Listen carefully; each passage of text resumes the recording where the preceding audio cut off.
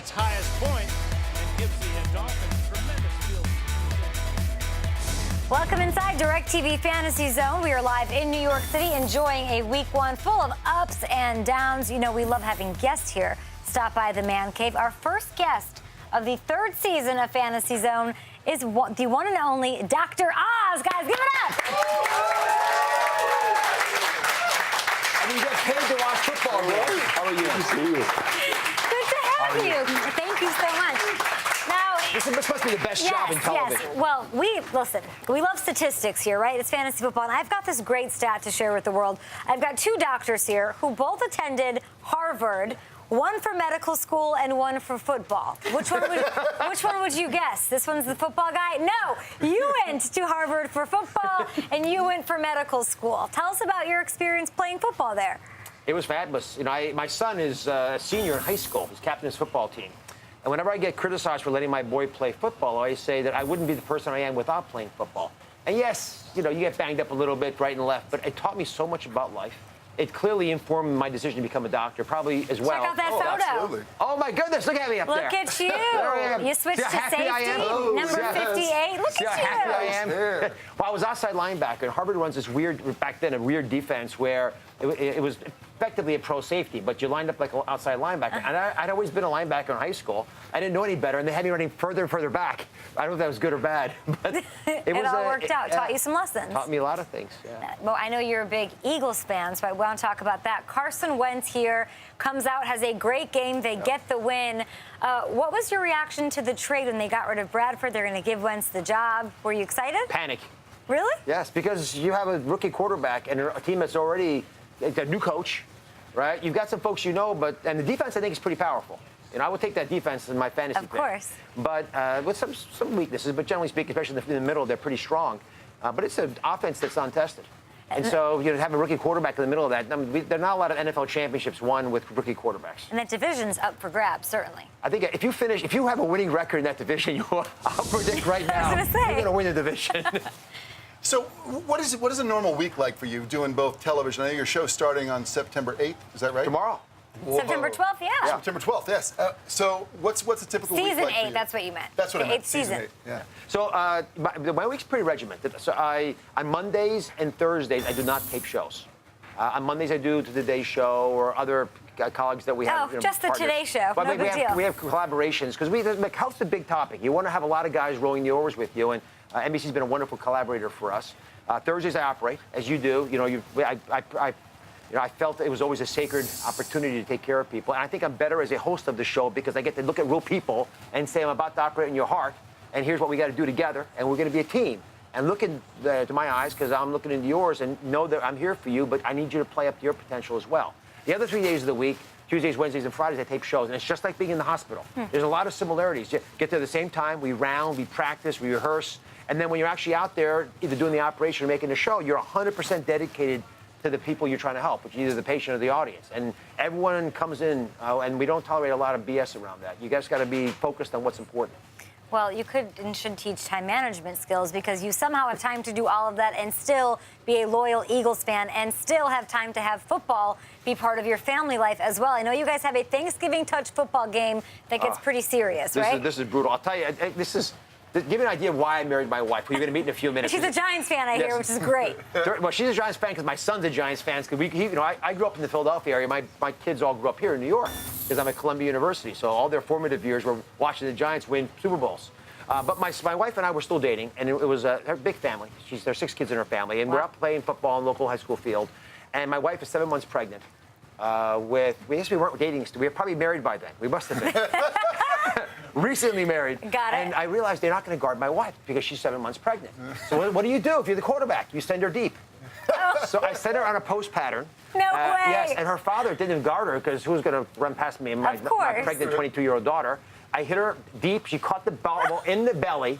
You know, in my daughter Daphne, who now hosts the Chew, caught it in her head. Yes. And then she spiked the ball at the end of it as we declared victory. And I thought, this is the woman for me for my whole life. Daphne will be joining us in October. Super excited to have her. Check for dents in her head from the football. Show. Yeah, right. Now, you want your son to be a punter. I understand he works out with Steve Weatherford. Steve Weatherford's a wonderful human being. He does help my son, but he actually helps all the kids. He comes to schools for free. He leads these public programs. I've had him on my show because I think the world of him. He was so many here NFL players. last year. Oh, you are? Yeah, he's a blessing at so many levels. But I love how the NFL players who have studied their bodies, like Doc, can go back and give back to the communities. When Steve Weatherford shows up at my kid's high school, it's like a disciple of Christ walked in. There's a reverence. There's a pride they take that even came to visit with them. And you know what? He's got tips about how to hit the ball a little further that I couldn't offer because I can't punt.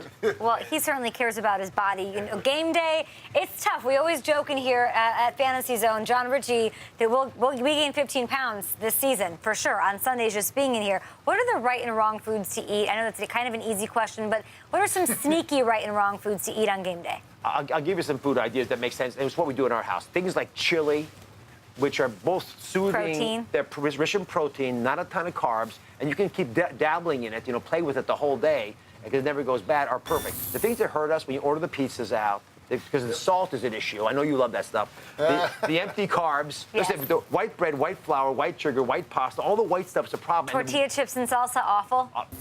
It's not that they're awful. If you're going to do it, save it for the Super Bowl. Don't do it every Sunday and put on 4 pounds. The other, I'll blow your mind on this one.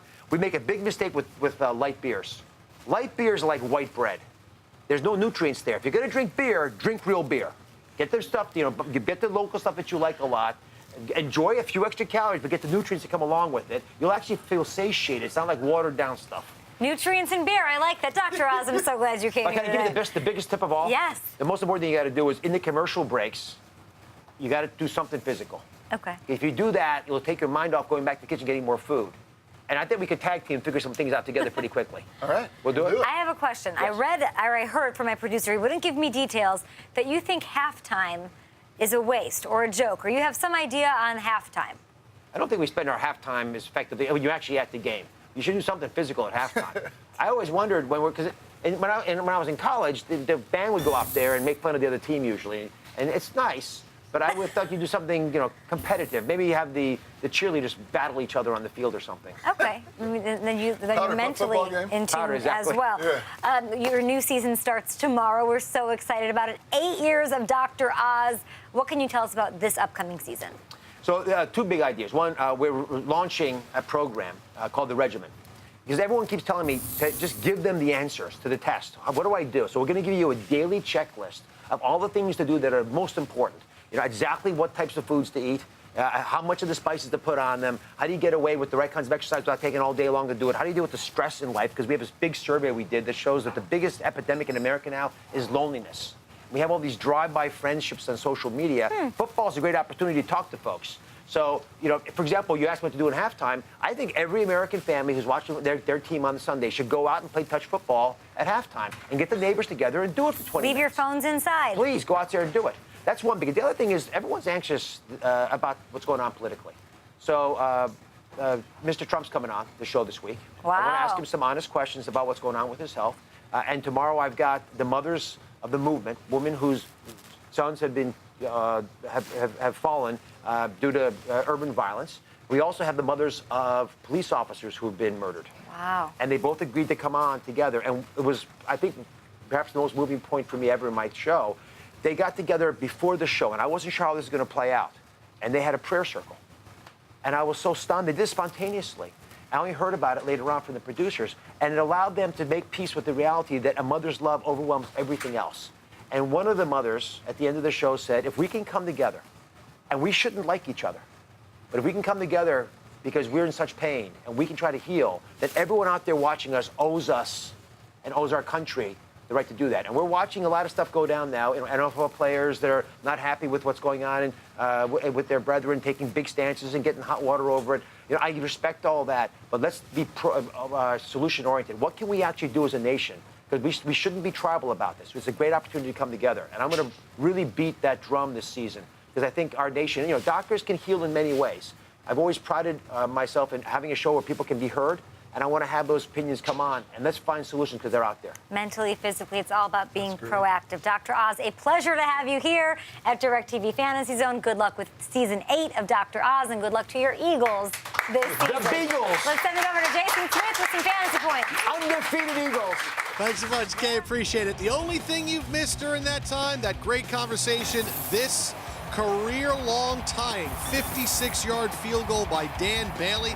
Dak Prescott has enough offense to have the Cowboys on top 6-0 early in the second quarter.